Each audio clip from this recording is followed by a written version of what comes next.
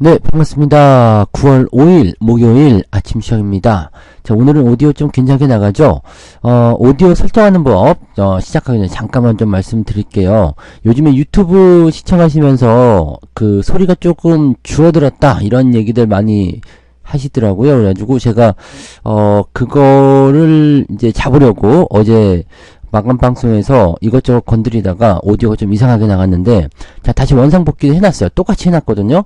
그래서 지금 이렇게 나가는데 혹시라도 소리가 좀 작게 들린다, 자, 그런 분들은 요거를 한번 건드려 보시기 바랍니다. 자, 유튜브에서 보시면 오른쪽 밑에 설정이라고 있죠. 요쪽에 보니까 안정적 볼륨이라는 메뉴가 새로 생겼더라고요.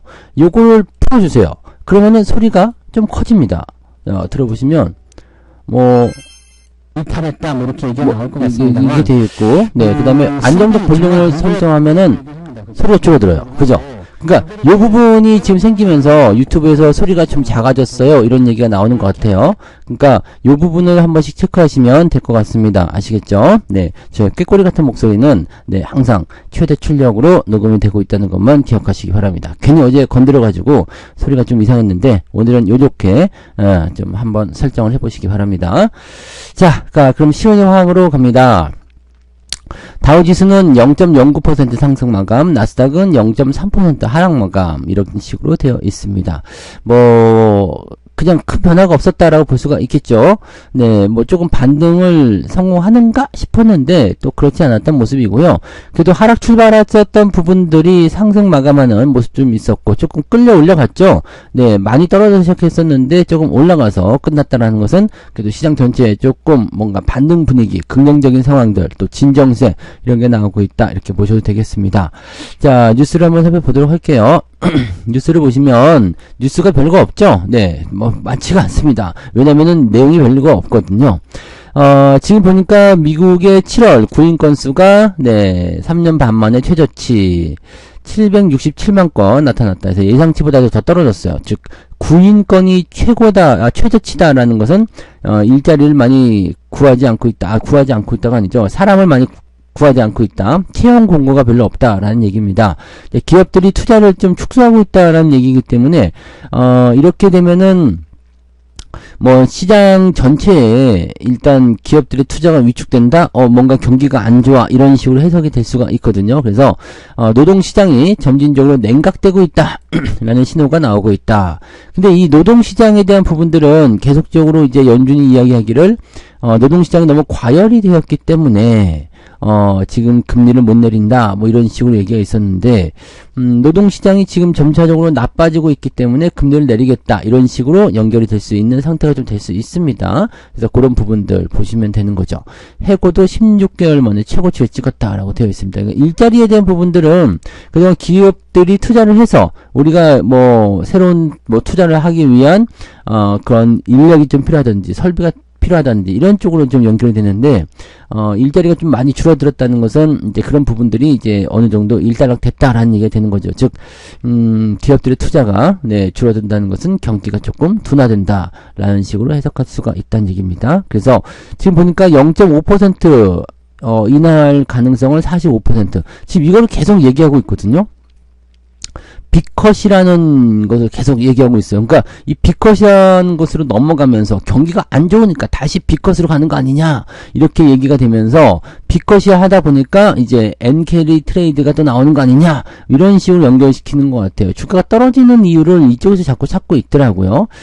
자, 그 다음에 지금 이제 오늘 저녁에 발표되죠. 서비스 PMI 지표, 이런 것들이 나오는데 요거는 이제 긍정적으로 보여집니다. 네, 그리고 내일 저녁에 발표가 되는 이제 실업률 같은 경우는 이제 4.2%를 기록할 것으로 얘기가 되고 있다. 네, 그 다음에 신규 고용은 증가한다. 이게 고용 보고서가 일단 나타나게 되면 나쁘지 않습니다. 근데 다만 이것이 예상치대로 안 나오고 신규 고용이 좀 떨어지거나 또는 실업률이 4.4, 4.5 이런 식으로 올라갈 경우에는 연준이 B컷을 단행하게 될 것이다, 이런 예상이 나오고 있습니다. B컷이 좋으냐 아니냐에 대한 부분들은 분명히 말씀드리지만 B컷은 안 좋습니다. 금리를 급하게 내리면 네, 당연히 안 좋은 상황이 벌어질 수밖에 없기 때문에 B컷보다는 그냥 완만한, 네, 금리 인하를 꾸준하게 진행하는 게 좋습니다. 9월에 하고, 그 다음에 또 하고, 이런 식으로, 계속 진행하는 게 좋겠죠. 9월에 FOMC가 있고, 그 다음에 10월에는 FOMC가 없어요. 그러니까 이번에 금리 인하를 하기는 해야 됩니다. 그리고 11월 초에 FOMC가 한 번 더 있고, 그때가 이제 11월 5일이 미국 대선일인데, FOMC가 그때 열리죠. 네, 5일, 6일. 그러니까 대선과 같이 해서 FOMC가 열리고, 12월 달에 FOMC. 이제 3번밖에 안 남았어요. 그러니까, 0.25씩 하게 되면은, 지금 현재 그 올해 금리를 낮출 수 있는 부분들은 0.75, 정도가 되는 거고, 만약에 그 중에 B컷을 단행한다라고 한다라면 1% 정도, B컷을 2번 한다. 그러면은, 네, 1.25, 이렇게 되긴 되는데, 연준 입장에서는 0.75가 뭐 낫지 않겠습니까? 그리고 내년에도 계속 금리 인하를 단행해 주는 게, 유리하지 않을까 생각합니다. 그래서, 물론 이제 10월 달에 FOMC가 없기 때문에 이 상태에서 B컷을 단행하게 될 가능성도 굉장히 높다라고 볼 수 있는데, 금리가 이제 급작스럽게 내려가게 되면 거기에 따른 후폭풍이 조금 생길 수 있습니다. 그래서 그런 부분들은 한번 체크를 해볼 필요가 있겠죠. 네. 자, 그렇게 되어 있고요. 자, 그 다음에 US 스틸, 일본의 매각을 불허하겠다라고 얘기가 나왔습니다. 네. 매각 금지, 이 대선 앞두고서 끝내 무산을 시켜버렸습니다. 그래서 요거 같은 경우는 이제 뭔가 표를 이식한 그런 내용일 거라 생각하긴 하는데, 아무튼 그래가지고 US 스틸이 주가가 크게 떨어지는 모습이 좀 있었습니다. 미국 기업을 일본에게 파는 것은 마음에 들지 않는다. 뭐 이런 식으로 해서 약간의 뭐 애국심 끌어올리는 그런 모습이겠죠. 우리나라랑은 관계가 별로 없을 거고요. 연준 경제 동향 보고서에 보면 경제활동 정체 감소 지역이 늘어나고 있다. 시장 경제가 별로 안 좋아지고 있다라는 식으로 얘기가 되는 겁니다. 그래서 그런 부분 때문에 금리를 인하하겠다라는 쪽으로 기정사실화하고 있다라는 겁니다. 자, 0.25냐 아니면은 0.5냐라는 부분들 얘기 또 나오는데, 네, 0.5의 가능성도 지금 높아지고 있다. 요거는 이제 이번 주말에 발표되는, 네, 실업률이나 이런 거, 그 다음에 다음 주에 발표되는 CPI 지표 이런 것들을 확인하시면 아실 수 있을 것 같아 보입니다. 개선되고 있다라고 한다라면은, 네, 0.25가 될 것 같고, 개선이 안 되고 있다 그러면은 0.5가 될 수도 있다. 어쨌든 금리 인하는 확실시 되고 있다라는 거가 되겠죠. 그래서 금리 인하가 확실시 되면 이 금리 인하를 기점으로 해서 주가가 좀 반등할 수 있는 가능성은 충분히 있다고 보시면 되겠습니다. 자, 수요가 둔화된다. 국제 유가가 2%나 떨어졌다. 70달러 밑으로 떨어졌네요. 네. 수요 둔화라는 것은 경기 둔화 우려감에 의한 부분입니다. 그래서 경기 둔화 우려감 때문에 원유 수요가 감소할 것이다.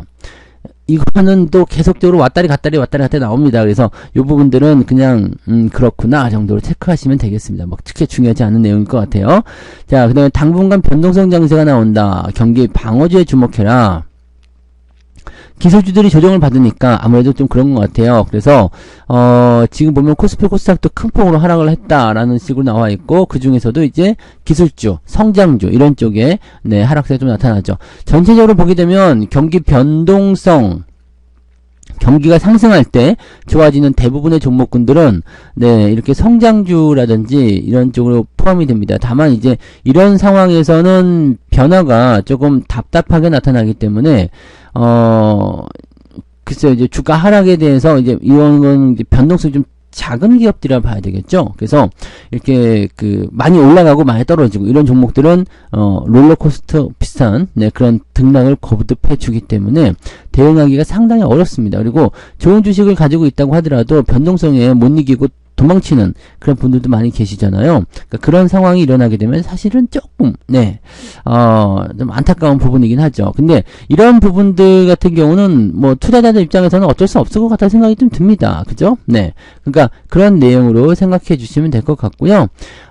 주가가 올라가기 전에는 대체적으로 이럴 때는 방어적으로 많이들 피신을 하게 되죠. 그러니까 장기적인 어떤 변동성이나 또는 시장에 대해서 기대감이 많이 사라졌을 때는 배당, 그리고 변동성이 작은 지주사 이런 쪽으로도 많이 가죠. 그래서 이런 부분들 이제 밸류업 쪽에 관련된 그런 내용들로 해석할 수도 있습니다. 그래서 밸류업 관련한 종목군들이 조금 더 상승할 수 있는 가능성이 생긴다. 이렇게 봐주시면 된다는 얘기죠. 네, 뭐 그런 쪽인데 아직까지는 근데 뭐 이런 경기에 대한 어떤 부분들이 진짜 뭐 아래 공포 이런 얘기 자꾸 나오는데 이 뉴스에서 하는 이야기만큼 그렇게 아래 공포가 나올 가능성이 많지가 않습니다. 그래서 이런 부분들은 크게 생각하지 않으셔도 되고요. 다만 이제 시장 자체가 변동성을 위아래로 많이 보이다 보니까 경기 방어적 위주로 포트폴리오를 재편해야 된다. 이런 식으로 얘기를 나오는 것이고 경기 침체의 우려감이 계속 될 것이다 라고 얘기하는데 뭐 배당주 뭐 방어주 이런 쪽 얘기하는 이유가 뭐겠어요.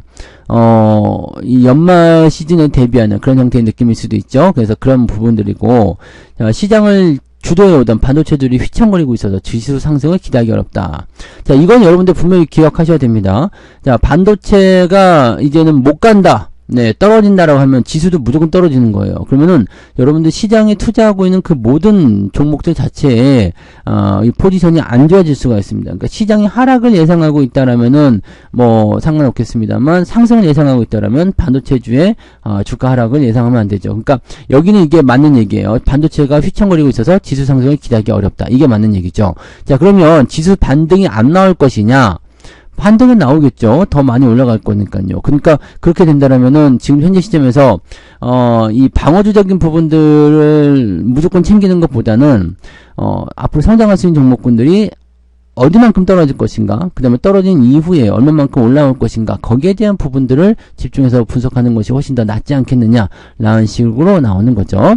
반도체 피크아웃이라는 얘기를 하고 있는데 피크아웃 네, 이 피크아웃은요, 아시죠? 실적이 더 이상 늘어나지 않는 단계가 피크아웃이거든요. 근데, 지금 실적이 늘어나잖아요. 그러니까 이거는 피크아웃이라고 보기엔 조금 애매하죠. 네. 그래서, 일단, 뭐, 100% 이상 매출이 증가하고 있는 이런 상황을, 네, 피크아웃이라고 부르기는 조금 이상하지 않나요? 그러니까 증가세의 어떤 둔화, 200%대에서 100%대로 떨어졌다. 그러니까 피크아웃이다. 이렇게 얘기하기는 조금 애매합니다. 물론 이제 증가세는 더 둔화될 수밖에 없어요. 왜? 계속 커지기 때문에. 근데, 이거는 이제 더 이상 증가하지 않아야지 되는 거죠. 성장률이 이렇게 뭐 두 자릿수, 세 자릿수 이렇게 나오는 이런 상황에서는 피크아웃이 나오기 좀 어렵습니다. 그래서 이 반도체의 어떤 실적 피크아웃 같은 경우들은 지금 2025년 네, 중반부까지는 아마 이런 걱정은 하지 않으셔도 될 것 같아요. 그 이후에 이제 피크아웃치가 떨어지게 되면 그때부터 이제 전체적으로 네, 시장에 대한 부분들이 좀 안 좋겠죠. 그래서 2025년도까지는 주가가 최대한 좀 올라가 줘야지 되지 않겠나 생각이 되긴 됩니다. 상당히 지금 보면은 지수 포인트가 너무 이제 답답해져 있죠. 네, 좀 왜 이렇게까지 해야 되나 싶은 생각이 들 정도로 지수가 너무 좀 답답한 모습입니다. 이런 것들은 이제 뭐 여러 가지 이유가 좀 있긴 있겠습니다만은 뭐 엔비디아 때문은 아닐 거라 생각해요. 네, 엔비디아 때문은 아닐 거라 생각하고 좀 단기적 많이 올랐던 부분에서 뭐 빚을 내서 들어온 사람들도 있었을 거고, 네, 그다음에 단기적으로 좀 조정을 받아야 되는 그런 상황도 있었을 테고, 뭐 그런 거가 아니었겠습니까? 그리고 또 시장에 대한 기대감이 별로 없었겠죠. 특히 이런 이 금투세 같은 거 있죠? 네, 금투세. 이 금투세가 어떻게 보면은 개인 투자자들을 더 못 들어오게 하는 그런 모습일 수도 있을 것 같아 보여요. 시장이 아무리 어려워도 개인들이 들어와서 기대감을 많이 불어넣어주면 주가가 좀 상승할 수가 있거든요. 자, 우리가 그 코로나 사태 때 기억하시죠? 그때도 크게 주가가 하락했는데 그럼에도 불구하고 계속 올라갔던 거, 그때는 경기가 더 안 좋았어요. 지금보다 더 안 좋았고 기대감도 더 없었습니다. 그때는 뭐 반도체 기업들도 뭐 하이닉스 적자 난다 뭐 이런 얘기 있었잖아요. 근데 그런 상황에서도 주가가 올라갔었던 이유는 뭐겠어요? 개인들의 어떤 기대감을 가지고서 동학개미 그래가지고 주가가 올라갔었던 부분이잖아요. 근데 그런 게 지금 없다는 이야기죠.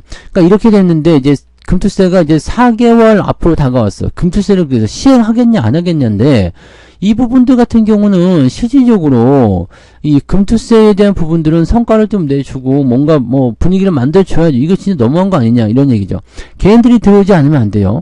금투세에 대한 부분들 좀 보게 되면 지금 현재 상황에서 보면 완화 패키지라는 얘기가 나옵니다. 완화 패키지.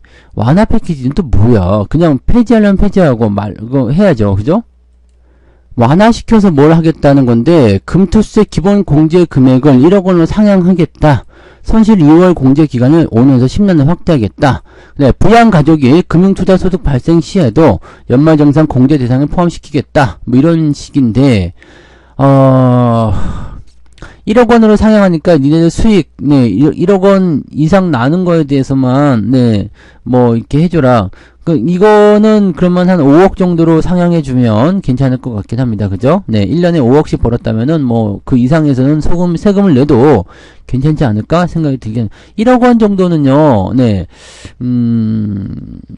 이게 지금은 장이 안 좋으니까 여러분들이 그렇게 생각하지 않으실 수도 있는데, 장이 막 좋아지는 상황이 벌어지게 되잖아요. 그러면은 이 금액적인 부분들이 1억 원이 금방 넘어가요. 그래서 이 이상의 수익을 충분히 보실 수가 있거든요. 계좌가 지금은 믿어지지 않으시겠죠. 왜냐면 여러분들이 그 과거에 그런 어떤 주가 상승 시기를 겪어보지 못하신 분들이 거의 대부분이고, 그냥 사자마자 떨어지기만 했으니까 정말 수익이 나긴 나는 겁니까? 라는 식의 이런 이야기를 주식시장에서 지금 보고 있을 수 있잖아요. 근데 계좌가 2배, 3배씩 뛰는 그런 장이 온단 말이에요. 그런 장에서는 그냥 무조건 다 뜯기는 거예요. 그러니까 이런 부분들이, 이게 그냥 상향 조정을 한다라는 것이 1억 원 정도가 아니라 훨씬 더 많이, 뭐 2억, 3억 이런 식으로 늘어난다면은, 아, 그래도 좀 그럴 것 같은데, 이게 뭐, 금투세를 근데 굳이 해야 될 이유가 있나요? 네.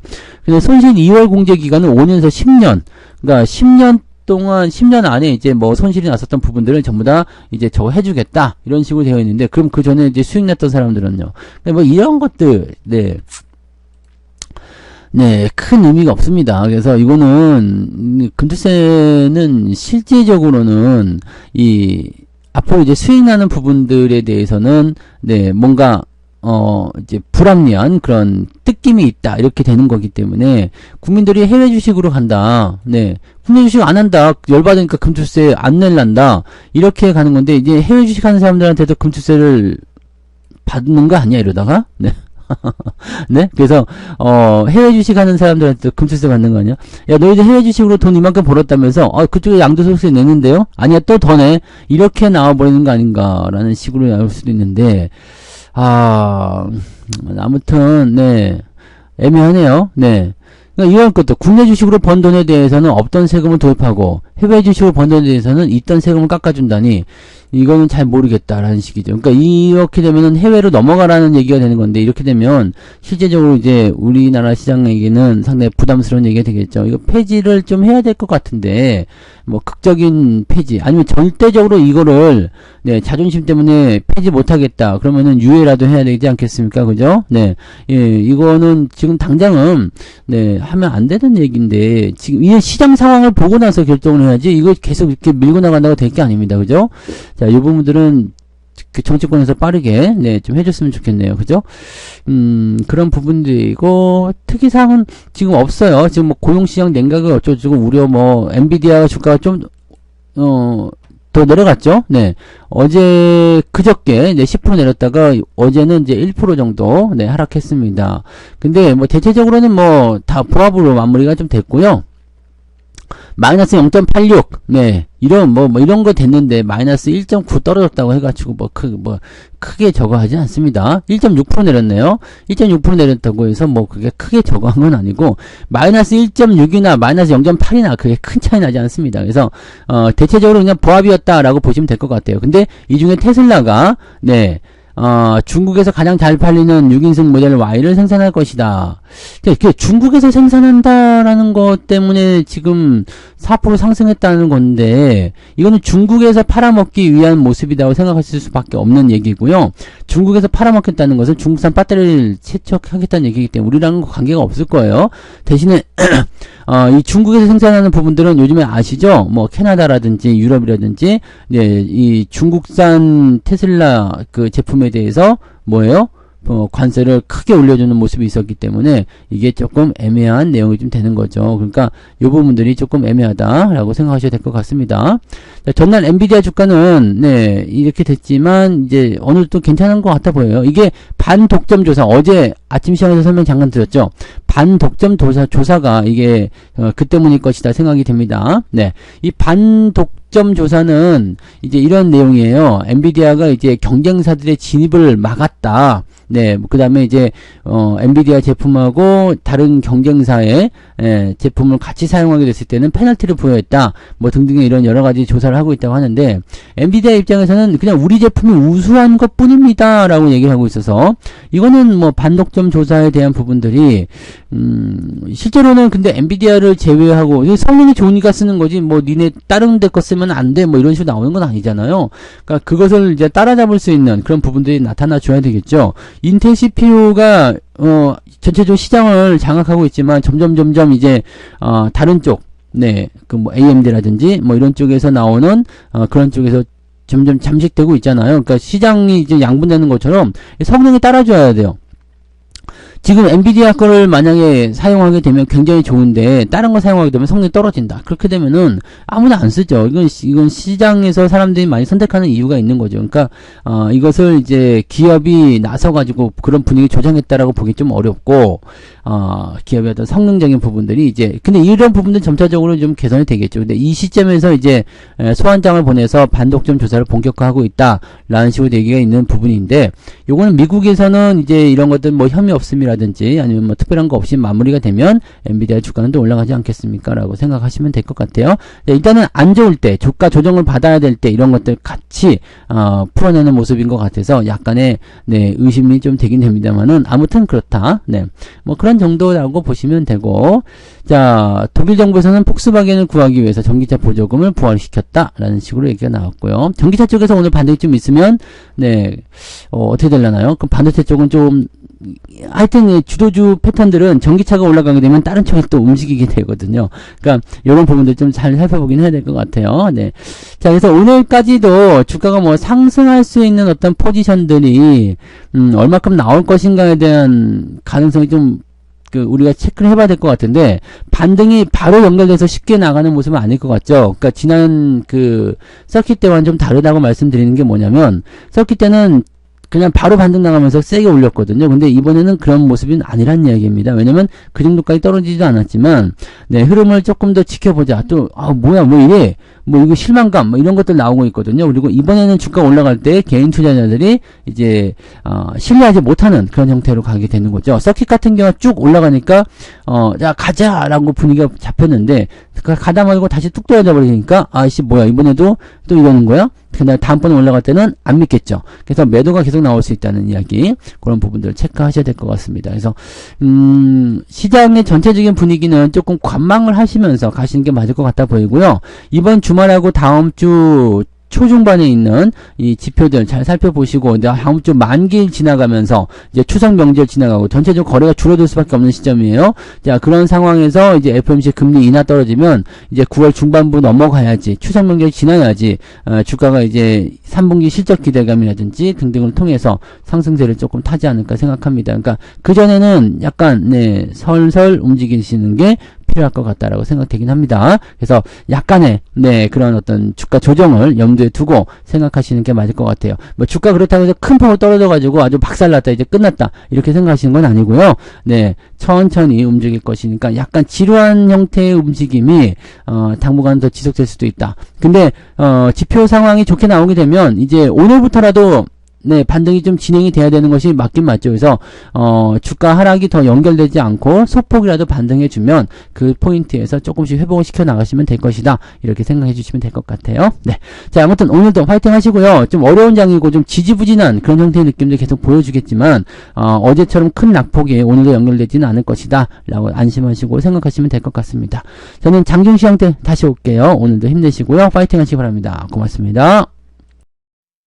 본 방송에서 제공되는 모든 정보는 투자 판단의 참고 자료이며 투자의 최종 책임은 본 방송을 이용하는 본인에게 있습니다.